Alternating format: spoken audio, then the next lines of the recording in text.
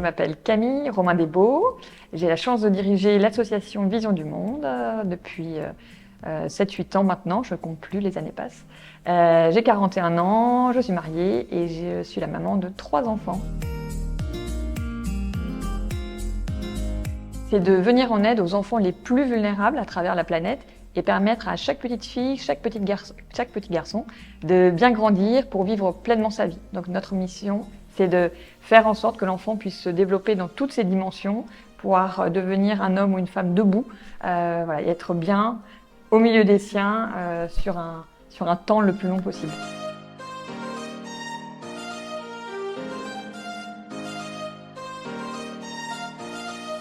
Donc, à travers cette campagne, on a voulu effectivement alerter les Françaises et les Français sur 3 sujets de violences faites aux enfants. Donc à la fois le contexte de famine actuel qui sévit dans le monde et en particulier en Afrique et dont on parle très peu, les contextes de conflit.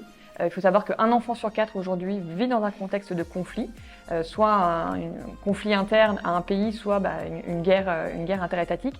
Et le 3e sujet, un fléau qui est très peu connu et qui repart à la hausse, c'est le phénomène des mariages d'enfants, et donc en particulier des petites filles, qui s'accompagnent d'énormes violences sur ces toutes petites filles qui se retrouvent mutilées, qui se retrouvent enceintes à un âge où on devrait plutôt jouer à la maman plutôt que d'en devenir une.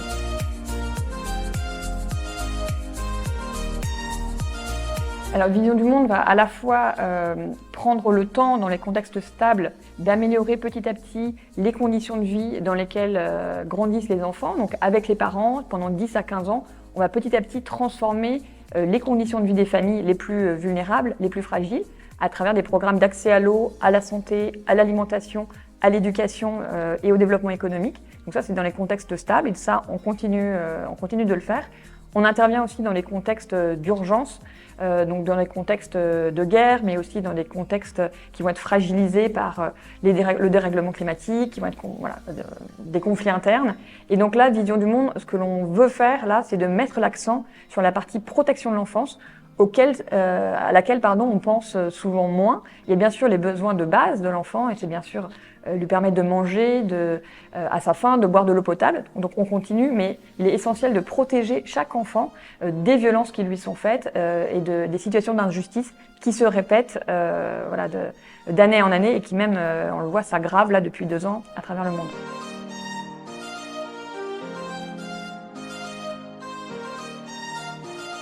Alors si on regarde sur un temps long, en fait, des dernières décennies, les 30 dernières années, on était plutôt dans une dynamique positive. On pouvait se réjouir de la baisse du travail des enfants, la baisse des mariages des filles, augmentation de l'éducation, baisse de la très grande pauvreté.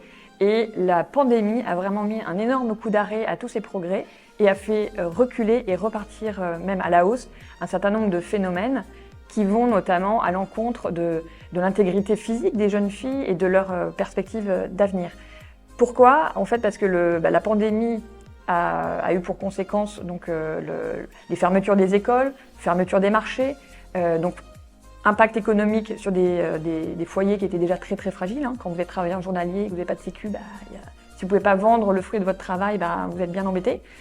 Quand les jeunes filles ne vont pas à l'école et qu'elles sont dans les villages et que les parents n'ont plus de quoi se nourrir, la tentation, c'est de marier l'enfant.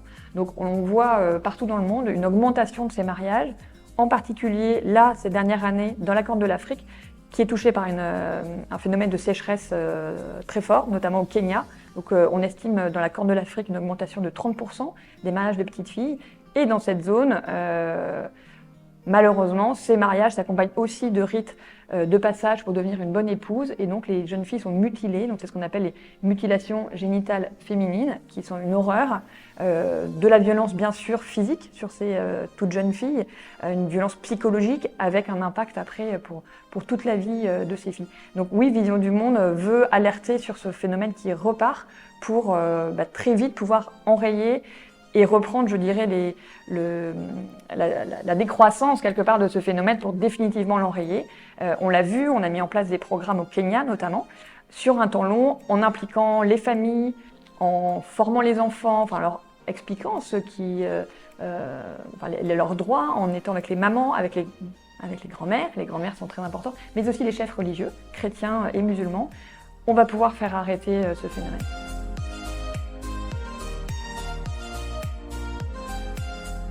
sur un temps long, on va déjà essayer de faire en sorte que les gens sortent de la très grande pauvreté, parce qu'on sait que c'est quand même un des grands facteurs qui peut pousser les familles en fait, à marier les enfants. On va aussi favoriser l'éducation de chaque enfant, donc les petits garçons et les petites filles, et faire en sorte que les enfants restent à l'école.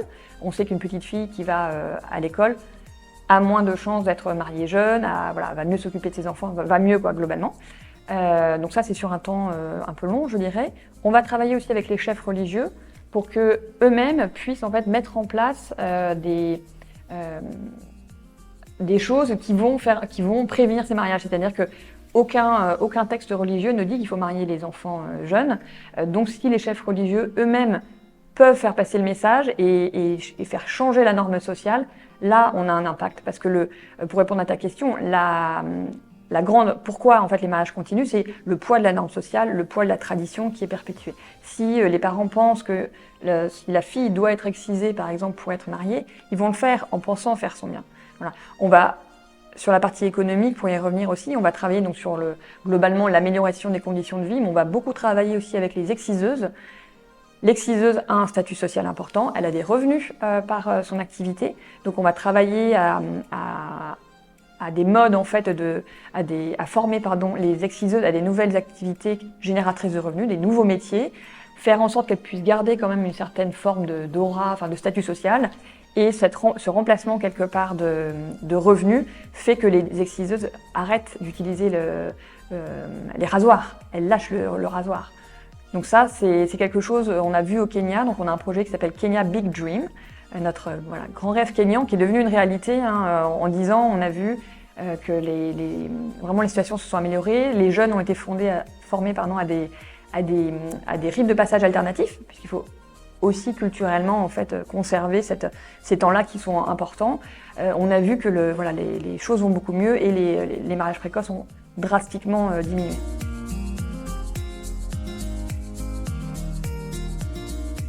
Alors c'est tout d'abord un cœur à cœur, je dirais, j'aime bien cette expression, entre une famille française et un enfant et sa famille dans un des 15 pays dans lesquels on intervient. Donc pour la famille française, je dirais la possibilité d'écrire, d'encourager, de prier si on souhaite aussi. C'est un soutien moral qui est apporté à l'enfant.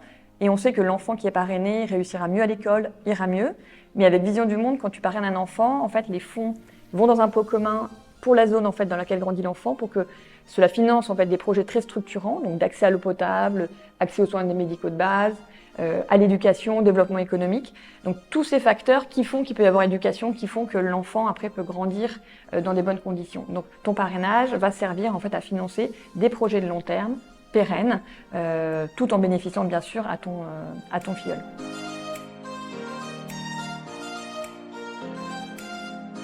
On a fait des petits calculs. Quand tu parraines un enfant avec Vision du Monde, c'est 4 enfants supplémentaires qui sont aidés. Donc tu as un effet multiplicateur qui est super.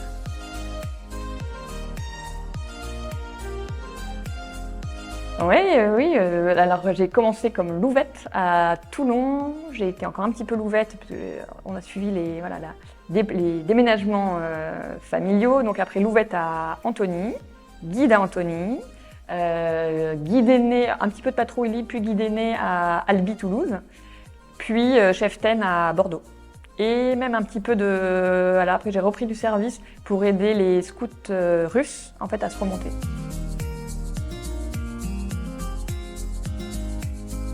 C'est des super souvenirs. Bon, avant d'aller au guide aîné, j'avais une image qui n'était pas forcément, on va dire, attractive, on va dire, du feu. Et en fait, je me suis retrouvée dans un feu hyper dynamique, hyper péchu. J'ai des souvenirs extraordinaires dans les Pyrénées, puisque j'étais à Toulouse. Et je me suis fait des amis pour la vie là-bas. Donc c'est vraiment des moments très forts en fait, dans ma vie de guide, ce passage au feu.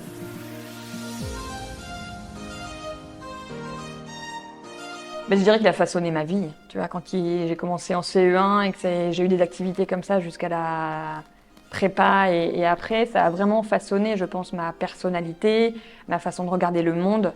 C'est un magnifique cadeau, en fait, que mes parents m'aient inscrit. Ouais. Merci, papa, maman.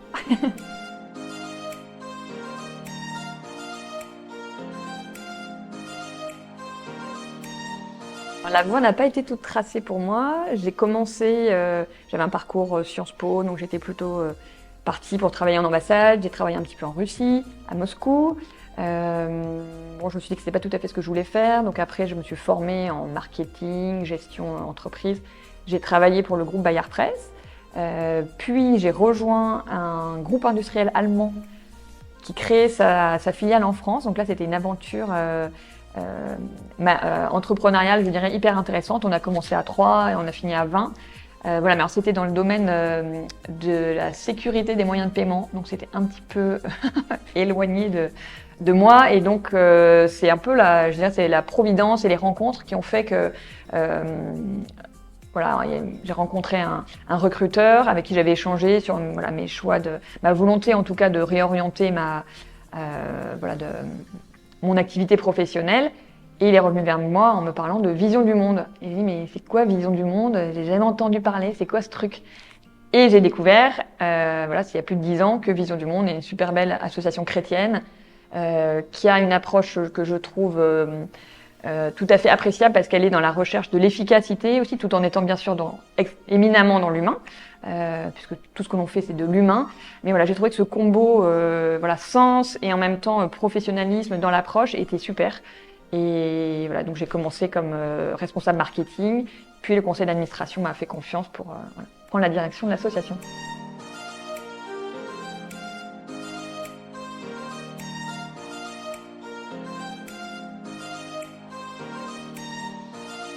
Qui va balancer la difficulté d'effectivement des situations réelles là, de ces enfants qui sont dans nos programmes, c'est tout le positif que l'on réussit à apporter.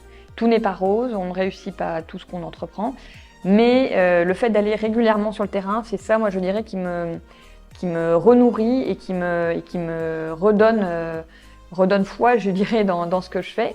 Voilà, d'avoir les témoignages, de voir mes collaborateurs, j'ai des collaborateurs extraordinaires, de voir l'implication des gens, la façon dont les gens se sortent eux-mêmes en fait de situations qui auraient pu paraître désespérées. Tout ça, je dirais, ça nourrit ça me nourrit et ça compense la difficulté effectivement de la confrontation à des moments qui sont parfois effectivement extrêmement durs.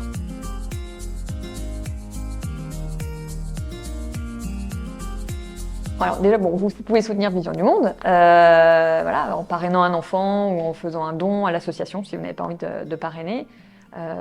On le sait, il y a des approches très concrètes qui fonctionnent. Ça peut être nous soutenir en faisant connaître la situation, donc tout simplement en suivant l'activité de l'association.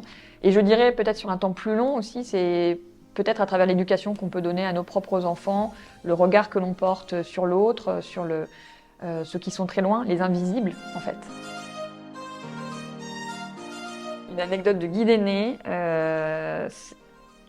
J'avais participé à des rassemblements à la Toussaint à Paray-le-Monial et j'ai un souvenir atroce de Tanti Glou qui perle à l'intérieur au petit matin, le jerrycan gelé, et je me suis dit je ne remettrai jamais les pieds dans cette ville pourrie.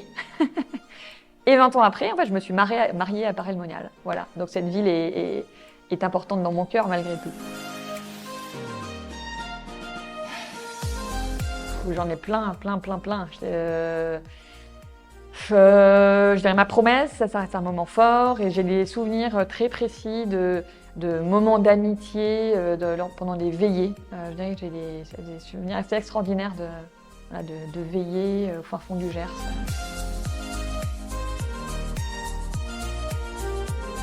Ouais, alors surtout quand même Oslo, fier et courageux. Et après, j'ai fait un petit passage par la Mouette, Mouette prête à l'aventure. Voilà. Mais Oslo, c'était quand même l'Oslo, ma patrouille. C'est un trio en fait de mes cheftaines d'Antony, Frégate, Zibline et Gerboise. Alors, pas une. Je dirais que grâce à mon travail à travers Vision du Monde, j'ai la chance de rencontrer des gens extraordinaires. Donc je dirais que je suis inspirée, là, particulièrement en ce moment, par Tony Rinaudo, qui est un de mes collaborateurs australiens, 70 ans, qui est parti à 30 ans au Niger et qui a mis au point une approche pour régénérer naturellement les sols. Et pour moi, c'est une personne extraordinaire d'humilité, de simplicité et qui réussit à changer le monde. Oui. Qui tente rien n'a rien. Un mot, c'est dur. C'est extraordinaire.